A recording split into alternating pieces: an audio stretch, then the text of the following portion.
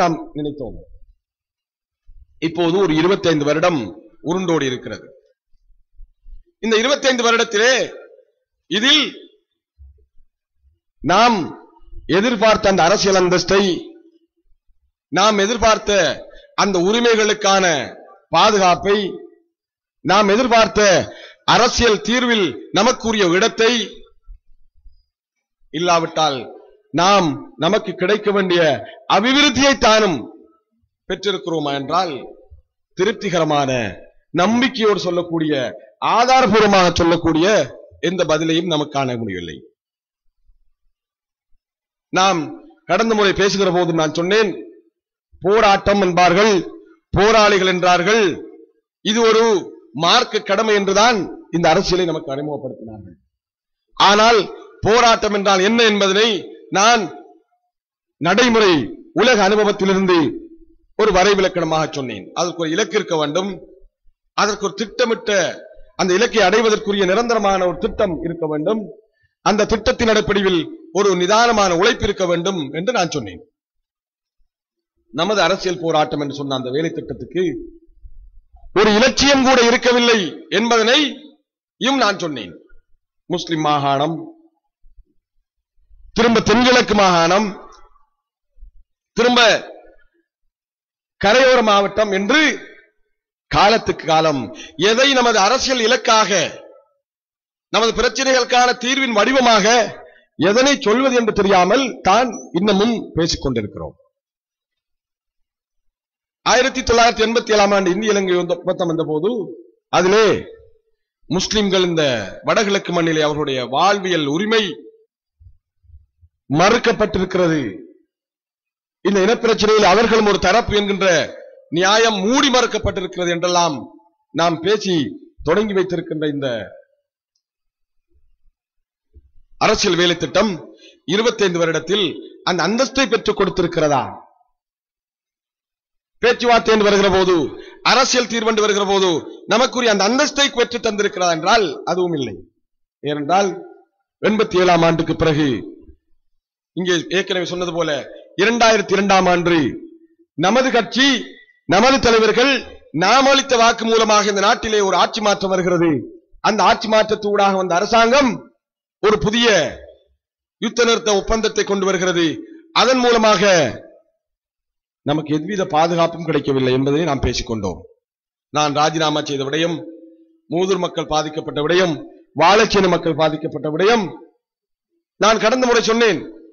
முஸ்லிம்களுடைய உயிர்களை, உடைமைகளை அந்த அரசாங்கத்தால் பாதுகாக்க முடியவில்லை என்றாலும் பிணங்களை கூட, ஜனாசாக்களை கூட அந்த அரசாங்கத்தால் பாதுகாத்து தர முடியவில்லை என்கின்ற ஒரு சோகமான, கேவலமான நிலையில் தான் நான் ராஜினாமா போக வேண்டியது. இப்போது எஸ்எல்எம் ஹனீஃபா அவர்கள் கேட்டார்கள், யார் ராஜினாமா பண்ணியிருக்க வேண்டும்? முஸ்லிம்களுடைய உரிமையும் முஸ்லிம்களுடைய இந்த பாதுகாப்பும் இல்லாமல் போன போது அப்துல் ரஹ்மான் என்கின்ற கண்காணிப்பு குழு உறுப்பினர் ராஜினாமா பண்ணுவதா, அல்லது அந்த அரசாங்கத்தை கொண்டு வந்த நமது கட்சியின் தலைமைத்துவம் கட்சி அதை பண்ணுவதா என்று சொன்னோம். அந்த தீர்வு திட்டத்திலே பேச்சுவார்த்தை நடக்கிறது. முஸ்லிம்களுக்கு ஒரு தனித்தரப்பு வேண்டும் என்று எல்லோரும் பேசுகிறோம்.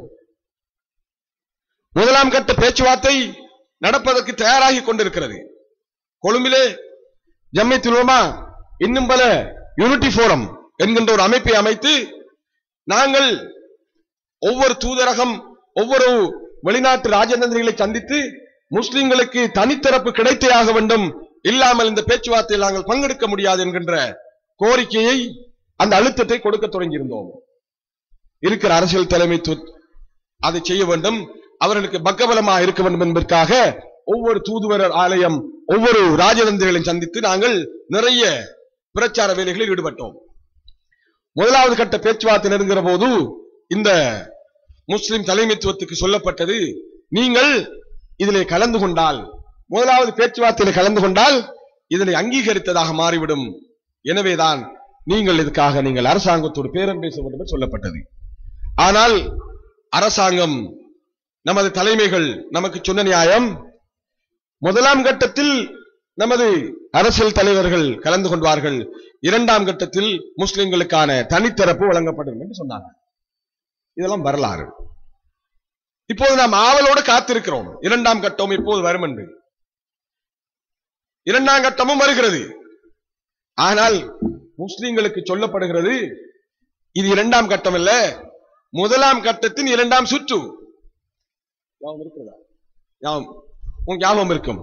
முழு முஸ்லிம் சமூகமும் இந்த நாட்டில் அத்தனை பேருமே எதிர்பார்த்திருக்கிற போது நமக்கு சொல்லப்பட்ட விடயம் இது இரண்டாம் சுற்று கட்டம் அல்ல, முதலாம் கட்டத்தின் இரண்டாம் சுற்று. அதையும் நமது தலைமைகள் ஏற்றுக்கொள்கிறார்கள். நமக்கு தெரியும் நம்ம ஏமாற்றுகிறார்கள் என்று. நம்ம ஏமாற்றுகிறார்கள். நமது மக்களுக்கு துரோகம் செய்யப்படுகிறது.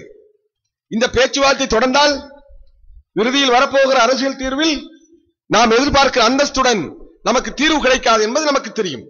இருந்தாலும் நமது முஸ்லிம் தலைமைகள், நாம் நம்பியிருந்த கட்சிகளின் தலைமைகளும் அதனை ஏற்றுக்கொள்கிறார்கள். அப்போது அத்தாவுல்லா போன்ற அமைச்சர்கள் கட்சிக்குள் புரட்சியை தொடங்குகிறார்கள். நாம் வரலாற்றை சற்று ஞாபகப்படுத்த வேண்டும் என்பதற்காக சொல்லுகிறேன். அமைச்சர் ஹக்கீம் வெளிநாட்டிலே இருக்கிற போது அமைச்சர் ஹக்கீமுக்கு எதிரான ஒரு உட்கட்சி புரட்சி தொடங்குகிறது.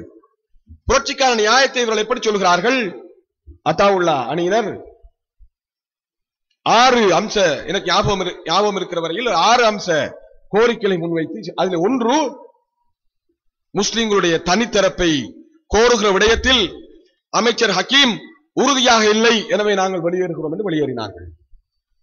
வெளியேறி அடுத்து வந்த அரசாங்கங்களில் இணைந்து கொண்டு இப்போது அடுத்து வந்த அரசாங்கம் பேச்சுவார்த்தை தொடங்குகிற போது சந்திரிகாவுடைய காலத்திலே ரணில் விக்ரமசிங்கே அவர்கள் அரசாங்கம் பிறந்ததன் பிறகு, இல்லாமல் போனதன் பிறகு, இன்னும் ஒரு ஜெர்மனியில் இருக்கின்றேன், புதிய பேச்சுவார்த்தை தொடங்கிய போது நீங்கள் 3ஆம் தரப்பு பற்றி பேசுங்கள், முஸ்லிம்களுக்கான தனித்தரப்பு பற்றி பேசுங்கள் சொன்ன போது அத்தாவுல்லா சொல்கிறார் அவசியம் இல்லை. ஏனென்றால் நாங்கள் அரசாங்கத்தில் பங்காளிகள், எனவே நாங்கள் அரசாங்கத்தின் தரப்போடு இருக்கிறோம், எங்களது நலன்களை அரசாங்கம் பார்த்துக் கொள்ளும் என்று அப்பட்டமான துரோகத்தனமாக பேசுகிறார்கள். இதனுடைய சுருக்கம் என்னவென்றால், இப்போதும் வெளிநாட்டு ராஜதந்திரிகள், வெளிநாட்டு பிரதிநிதிகள் வருகிற போது அரசியல் தீர்வு பற்றி முஸ்லிம்களோடு யாரும் பேசுவதாக இல்லை. நாம் நினைத்துக் கொள்ளக்கூடாது எல்லாம் முடிந்து விட்டது என்று சொல்லி நாம் நினைத்துக் கொள்ளக்கூடாது. நம்மை ஒரு வகையான மாயையில் வைத்திருக்கிறார்கள். நம்மை சுற்றி என்ன நடக்கிறது என்ற அரசியல் யதார்த்தம், நம்மை சூழ்ந்து வருகிற அரசியல் அபாயங்கள் நமக்கு விளங்குவதில்லை. நமது மத உரிமை விடயங்களில், நமது ஏனைய விடயங்களில் நாம் தெரிந்து வைத்திருப்பது போல அரசியல் ரீதியான இந்த தீர்வு விடயங்களிலே நம்மை சுற்றி என்ன அபாயங்களும் ஆபத்துகளும் சூழ்ந்து வருகிறது என்பது நாம் தெரியாது. இன்னும் ஆகக்கூடியது 1-2 வருடங்களுக்குள்ளால் இந்த நாட்டில் ஏதோ ஒரு வகையில் தமிழ் மக்களுக்கான அரசியல் தீர்வு என்பது கண்டிப்பாக அமல்படுத்தப்பட வேண்டிய, செய்தி கொடுக்கப்பட வேண்டிய ஒன்றாக சர்வதேச நிர்பந்தம் அதிகரித்துக் கொண்டே வருகிறது. அதற்கான எல்லா ஏற்பாடுகளும் நடந்து கொண்டே இருக்கிறது.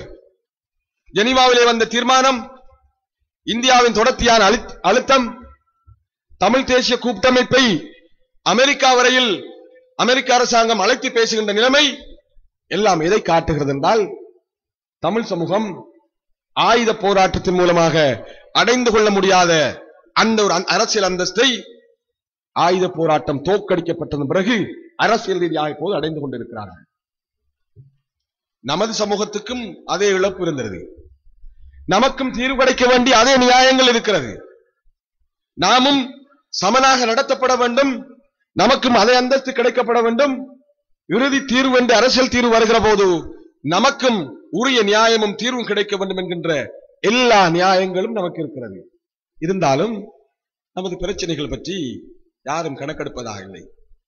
ஏதாவது வெளிநாட்டு ராஜதந்திரிகள், அரசாங்கம் முஸ்லிம்களுடைய அரசியல் தீர்வு பற்றி பேசுகின்ற நிகழ்ச்சியினை நீங்கள் கண்டிருக்கிறீர்களா? கிடையாது. நாம் நினைத்துக் கொள்ளக்கூடாது வெளிநாட்டிலிருந்து